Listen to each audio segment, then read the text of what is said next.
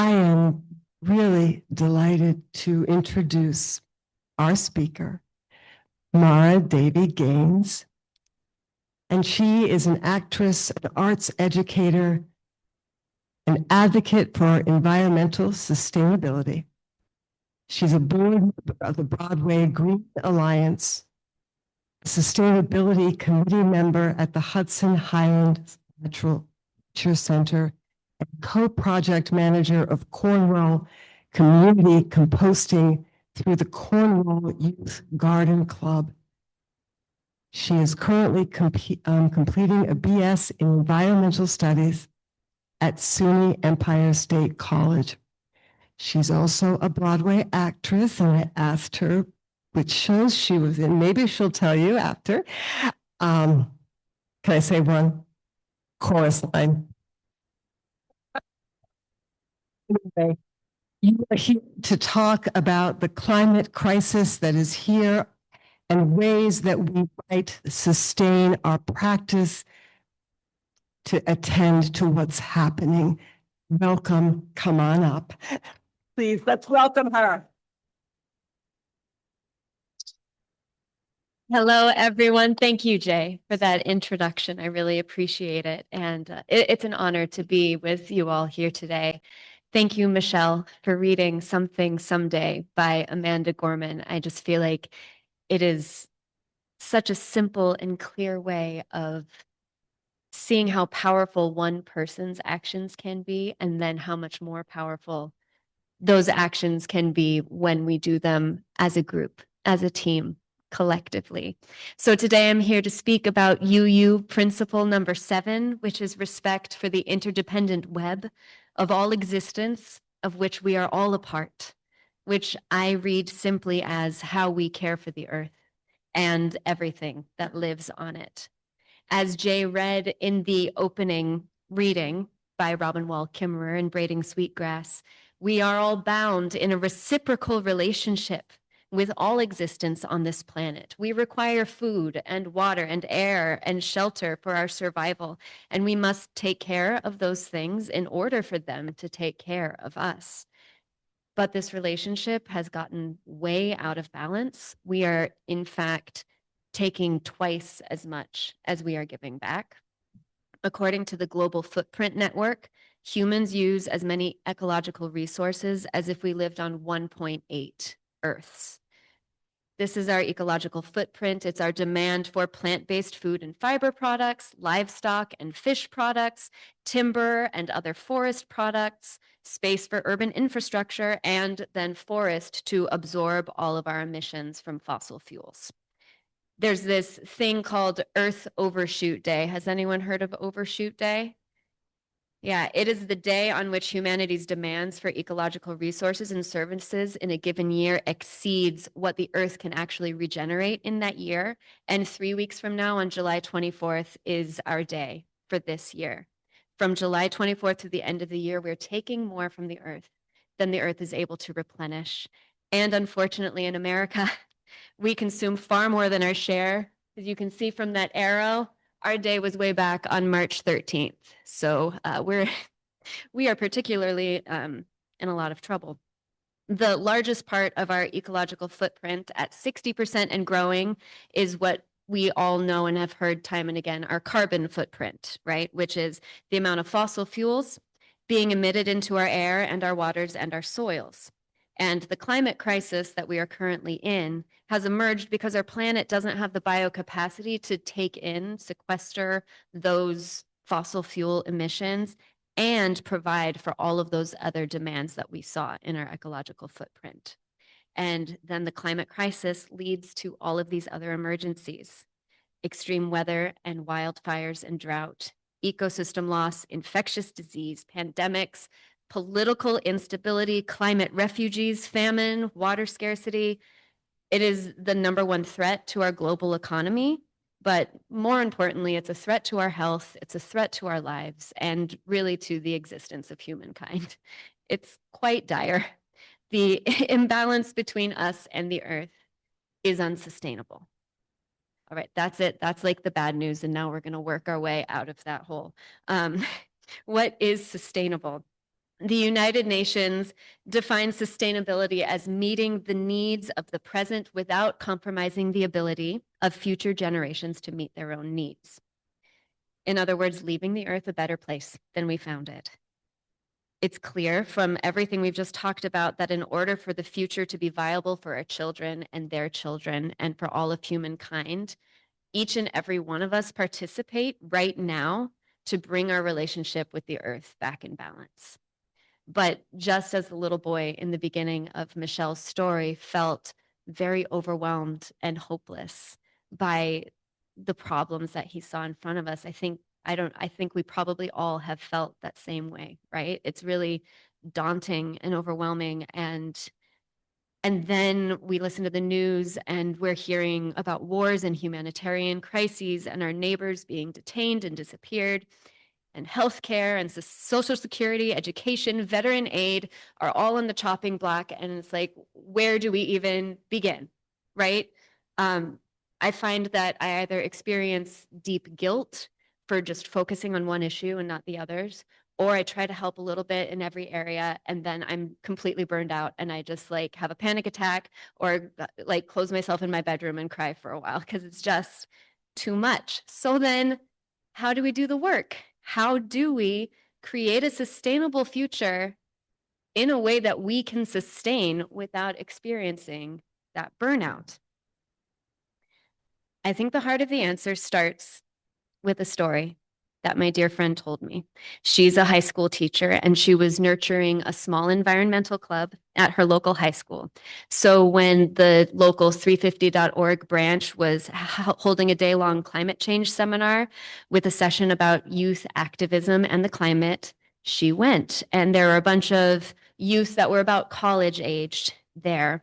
And there was a woman sitting in attendance who was just really grilling these young adults and demanding why weren't they doing even more to protect their own future. And these college kids were talking about planting trees and community organizing. And one young man was sharing that he was collecting books and giving them to incarcerated people.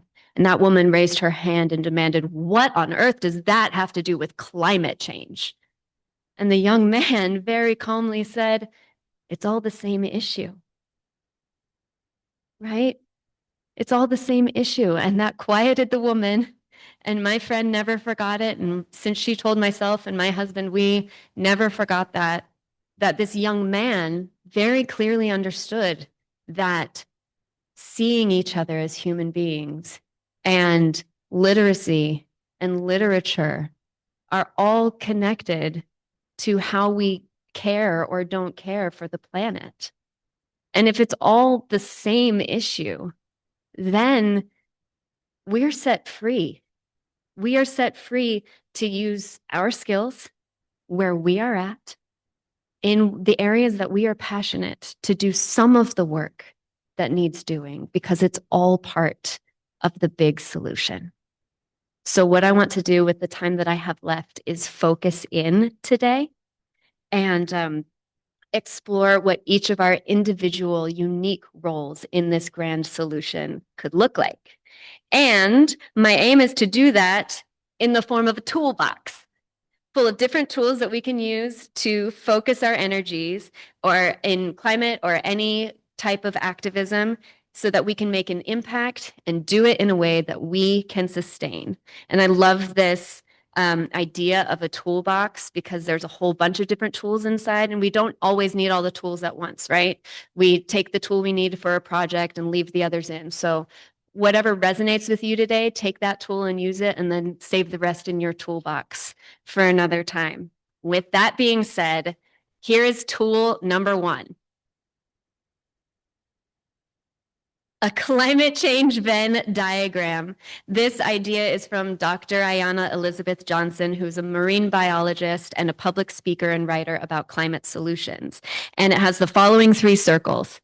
What brings you joy? What are you good at? And what is the work that needs doing?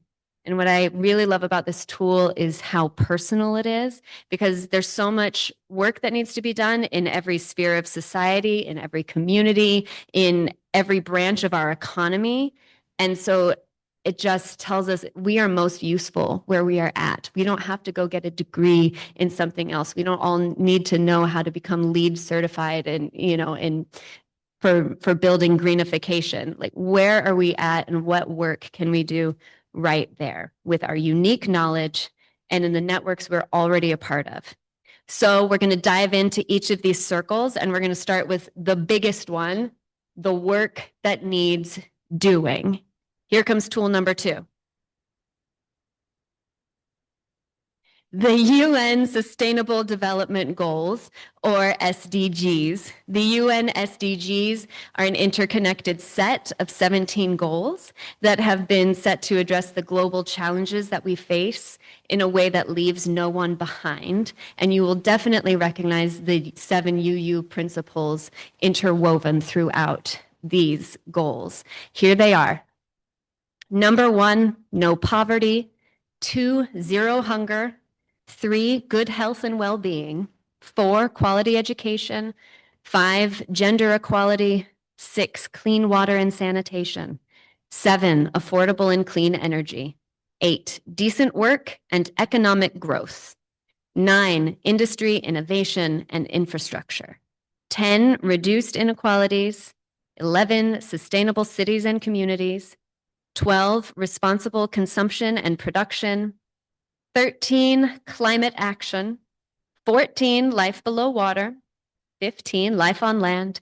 16, peace, justice, and strong institutions. And 17, partnership for the goals. 17 sustainable development goals, and so innately interwoven. I'm sure you've all noticed many connections between them. A few of them that stand out to me as I look at this is the goal of good health requires food and clean water. The goal of no poverty requires decent work. In order to have industry and innovation can provide decent work, clean energy, and sustainable cities. And the goal of quality education could then lead to that industry and innovation. And as you look at this list, you might notice work that you are already doing where you are at, or you might see a goal that interests you. And you may not have considered that literacy work that you're doing at the local library, or sorting food at a food bank, or attending and participating in a peaceful and just institution like this one is already contributing to the goal of sustainable development. So marching in a climate protest or installing solar panels on our roofs is not the only option. They're great things to do, but there is other work to be done. So if you're filling out that Venn diagram in your head, take a moment to pencil in some of these goals in the work that needs to be done, because we're going to move on to the next circle. What are you good at? This is all of your assets, your skills, your knowledge, and then the networks that you are connected to and the resources that you have available, be it financial or other resources. And all of these make your contribution uniquely your own. And I don't know, I think we've all been taught to be very humble, so sometimes it's hard to brag about the skills that we have. So I've got another tool for us to find skills to put in this list, and that tool is, ta-da, the Changemaker quiz. This is a personality quiz that we're all going to take together right now, all right? So get your pen and paper ready in real life or in your head. This Changemaker quiz is from a wonderful organization called the Story of Stuff Project. They make educational films and organize campaigns related to responsible production, consumption, and disposal of all the stuff that we buy. And they have this Changemaker quiz to find our Changemaker type. I shortened it a little bit so you can do the whole thing on their website. But right now we're going to take the quiz together. Just keep track of the numbers as we go through these questions. Here we go. You never leave your house without 1, flyers or postcards to publicize an upcoming rally. 2, your phone so that you can share on social media. 3, water and yummy snacks. 4, interesting reading material. 5, pen and paper. 6, your trusty Swiss Army knife. All right, next question. Which words or phrases do you associate with making change? 1, fight. 2, collaborate. 3, heal. 4, explore. 5, envision. 6, create. I love seeing all the pens writing down answers. This is exciting. Next question. You're at a meeting for a small local project working to protest some budget cuts in your local school district. Someone says, we need a few volunteers to help out with an upcoming meeting. Before you raise your hand, your internal dialogue probably sounds something like, woohoo, look at all these volunteers, because you happen to be running the meeting. Number 2, this is great. I'll call Susie, Tony, and Mitchell as soon as I get home. 3, I could provide childcare for the meeting. 4, I could do some research on other communities who've done this well. 5, I could hop on Canva, design some flyers, and create a Facebook group to help get the word out. I see you. 6, another meeting. When are we going to start getting some hands-on? Let me read that one again. Another reading. When are we going to get started with some hands-on projects? All right. Next one. Which of the following phrases would your friends and family use to describe you? 1, guided by a strong moral compass. 2, a true collaborator with a rich group of friends and colleagues. 3, a real backbone of the family or community. 4, deeply inquisitive and in constant pursuit of new and better information. 5, always knows just what to say or how to express themselves. 6, a real problem solver. Last question. It's Sunday afternoon. You're most likely 1, attending a local screening, lecture, or community event. 2, throwing a big party with friends that you think ought to meet each other. 3, cooking a special dinner for your family or friends. 4, poring over the Sunday paper and doing some much anticipated reading. 5, spending a leisurely afternoon out at a museum or doing some writing. 6, tinkering around in your workshop or garden. That's it. Everyone got their numbers in their heads? Okay, we're going to do this by which number did you have the most of? Raise your hand if you got mostly 1s. No one in here got, oh, we got mostly 1s. You, sir, are a resistor. You stand up to bullies and bad guys. You practice civil disobedience. You halt destructive projects and you help others find the power to resist. We need you. All right, who got mostly 2s? That's me. Right on, right on. We are networkers.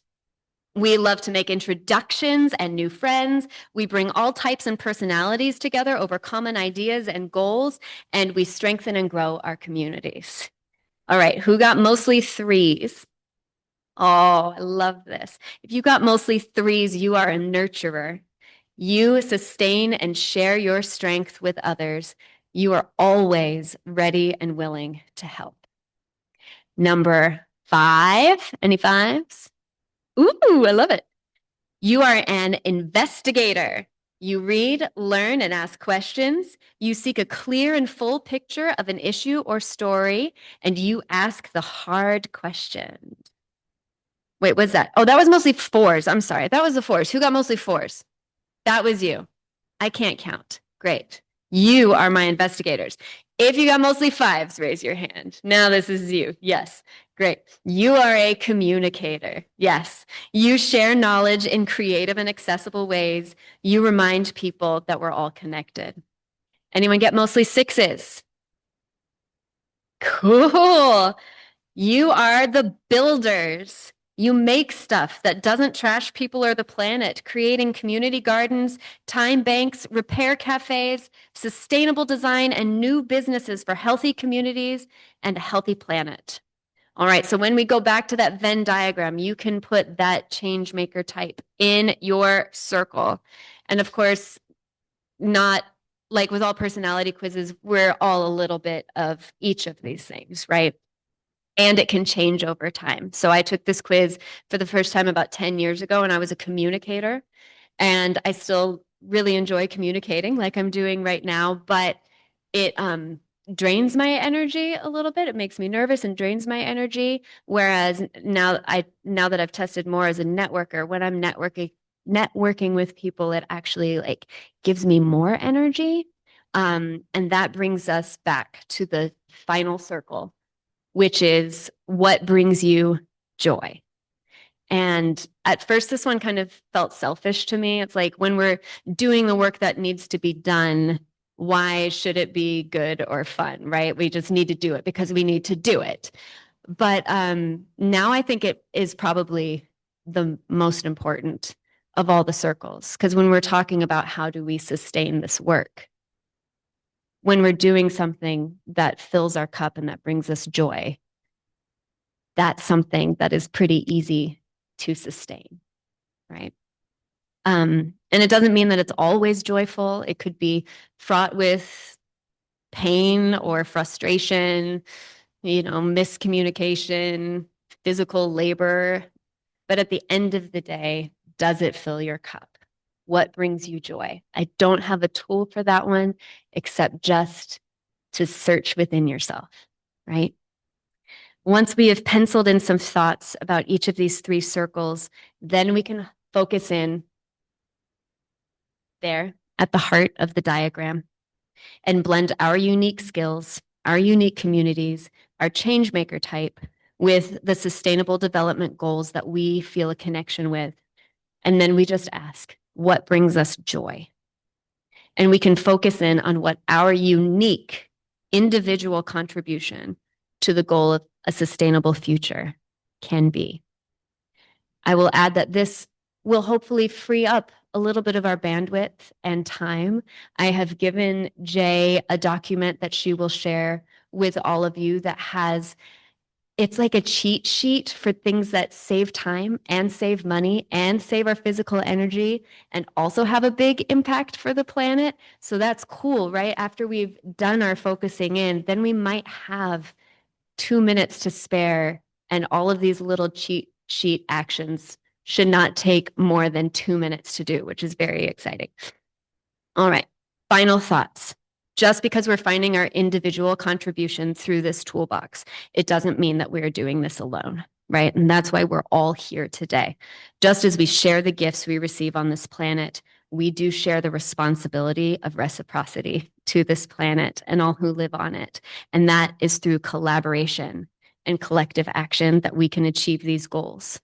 And I think that the first step in this teamwork is conversation, is to be constantly talking with each other about the work that needs to be done.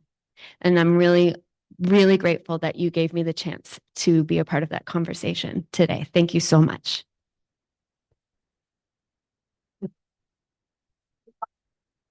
Thank you so much. Thank you. Oh my goodness, just stay for a moment. I think we have, Yeah. do we have the sheet, the cheat sheet that we're going to make copies? We could just put it out so you can see it.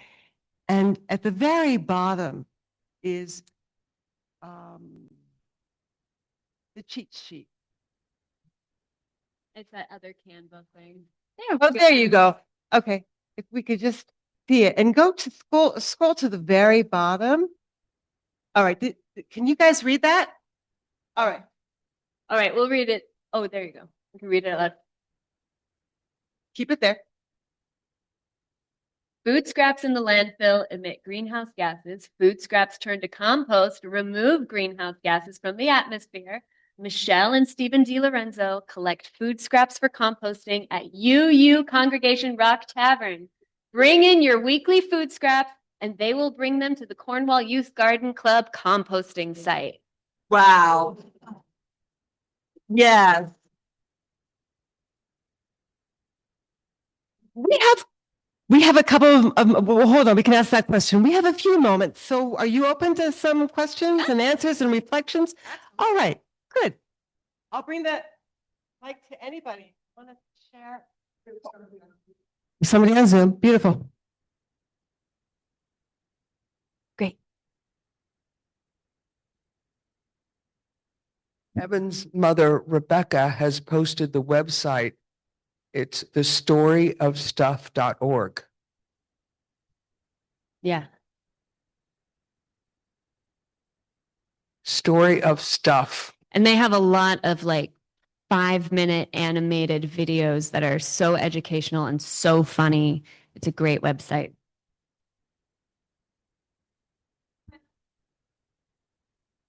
You asked what kind of container. Michelle brings in a 5-gallon bucket, so you can just bring in, yeah, a bucket and dump it in the bucket. Yeah, or like a, takeout container, depending. It just depends on how many food scraps you have. A lot of people keep a plastic bag in the freezer so that they don't stink during the week. And then we can't take the plastic bags, but you can just, kind of fold it out of the plastic bag into the bucket. Frozen is good. Yeah. I didn't know that. It breaks down the fibers preemptively. Fabulous. Anything else?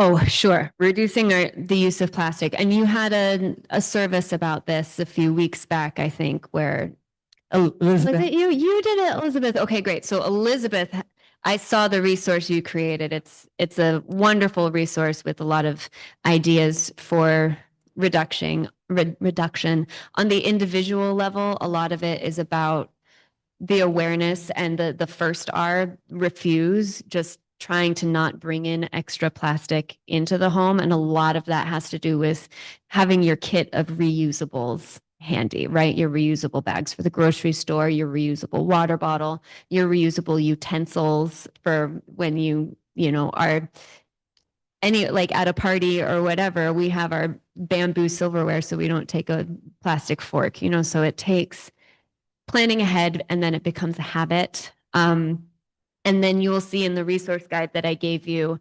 there's an app called Climate Action Now, which is such an easy way to contact our legislators about legislation related to these things, because our individual actions related to plastic and anything are so important.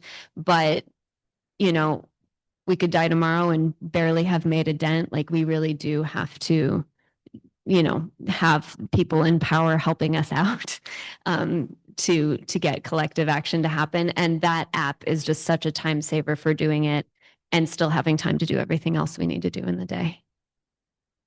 Thank you, Bill.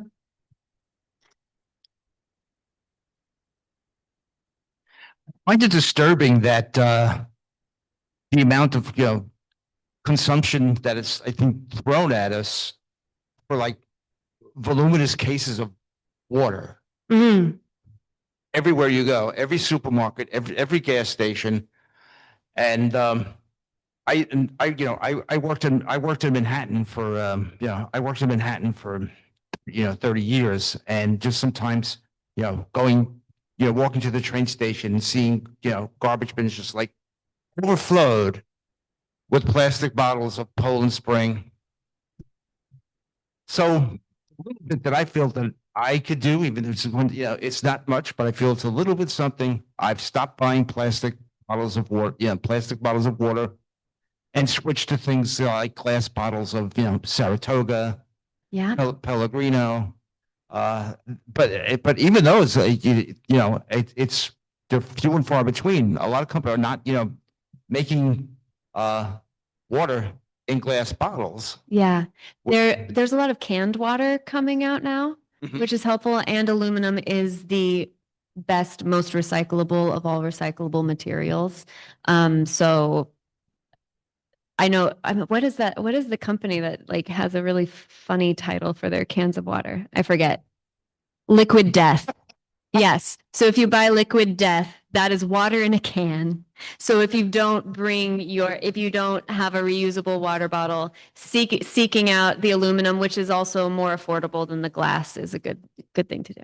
Yeah. Yeah, I just wanted to comment too, since Bill brought up water. Something that we don't think about too much that actually wastes quite a lot of water is artificial intelligence search engines, which unfortunately are being integrated into everything now. When I updated my phone, all of a sudden Google put in all of their AI stuff, and I'm like, I don't want any of this. But like even just putting in the search, because of the amount of energy it requires, they need to cool the servers down, so they consume so much water. So if you're able to like, there's a way you can like opt out of it. Like if you go to Google and now they have the automatic AI, unfortunately, but if you do minus AI, usually that stops it from working, but there's ways to get around it, but it's getting trickier. Thank you so much for that suggestion. Also crypto. Crypto. One more. One thing I'm trying to get better at is when I go out to eat, I never finish the food. I always bring it home. So I'm trying to remember to bring a container from home. It's a hard habit to break. It is a but hard habit. It will become a habit the more. Yeah. We were in the habit, and I've been embarrassed by how out of that habit I've gotten. And it was harder for us in the city. We do have the benefit here of having cars, so we can kind of have like a zero waste kit in the trunk, right? Of just like a Tupperware that's always there. And then the hard thing is just to remember to bring it back to the trunk once it's been in the fridge and the dishwasher. But yeah, just to, again, the more these things become habitual, then the less bandwidth they take up, because you just do it every time and it's in a bag ready to go. That's a great tip. Thank you so much. And again, it's about this conversation, right? That's the main thing, is everyone sharing these ideas. Thank you so much. you. Thank you.